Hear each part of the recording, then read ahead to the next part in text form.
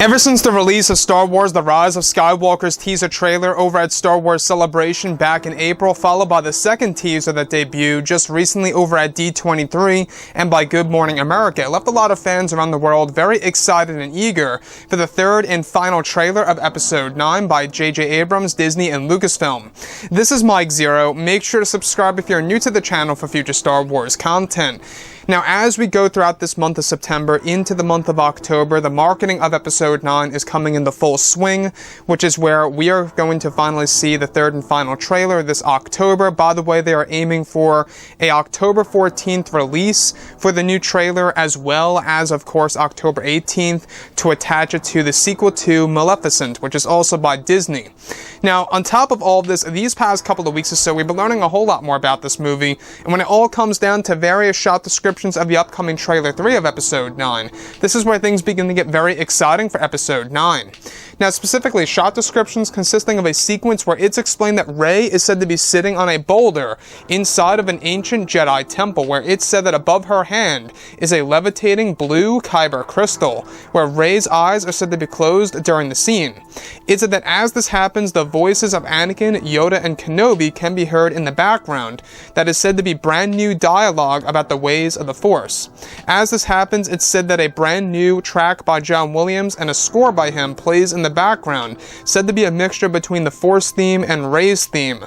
In the background, ancient Jedi statues can be seen in the distance, where the next describes a sequence in which a cloaked figure in black robes is said to be raising his arms in front of a large thunderstorm with flashes of lightning in the sky, as well as hundreds of Star Destroyers, followed by dialogue of Palpatine talking about how his time is near, where he senses great power in you, most likely referring to Kylo or Rey. The next describes a sequence in which Luke Skywalker is seen in his ceremonial robes, where he is said to be standing in front of a large ship where the ramp lowers. It's said that it focuses on the legs stepping off the ship, where it stops right near the neck of the character, where it's said to actually be a tease of a young Leia and Luke that will be a big part of the movie.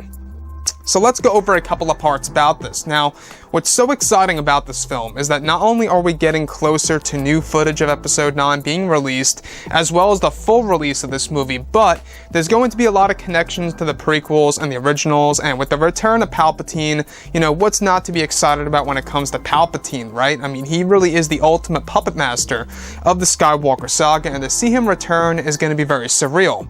So the first piece that I really want to touch on and explain here that's very interesting and could very well tie directly into the recreation of Anakin's saber is, of course, how there's said to be a sequence where Rey is levitating a blue kyber crystal while she's inside of some strange Jedi temple. Now, this is said to be an ancient Jedi temple, mind you, where she is using the Force to levitate the kyber crystal, and as she does this, the voices of Obi-Wan, Anakin Skywalker, and Yoda can be seen, or can be heard, I should say, in the background. Their voices, if you will. Brand new dialogue by these characters, speaking out to either Rey or just in general about the Force. And that's a very interesting part, because we do know that this movie is going to be very heavy on Jedi, Sith, and Force lore to really put the movie in a different direction than what The Last Jedi and The Force Awakens did. They're trying to do something very new and unique that's going to satisfy casual fans, hardcore fans, and brand new fans at the same exact time,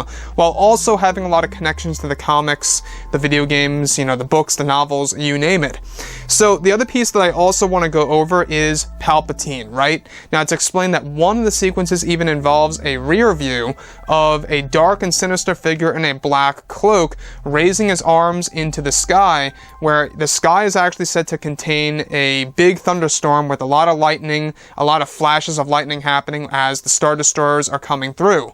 Now, this is said to actually be Palpatine's new ability that we have gone over for a couple of months now. It's actually called a Force Storm, and it's said to actually happen at a certain point in time in the third act of this movie that's actually said to really lead to something spectacular for the character of Palpatine in Episode 9 that is said to be very much unexpected. Now, the Force Storm was something taken from Dark Empire, which was a comic line in the late 1990s where, you know, we had a moment where Palpatine was able to literally, you know, tear a hole through space and time. Now, is that going to be the same exact thing in this particular sequence, or is this something more around the lines of Disney recreating that? Now, this Force Storm, by the way,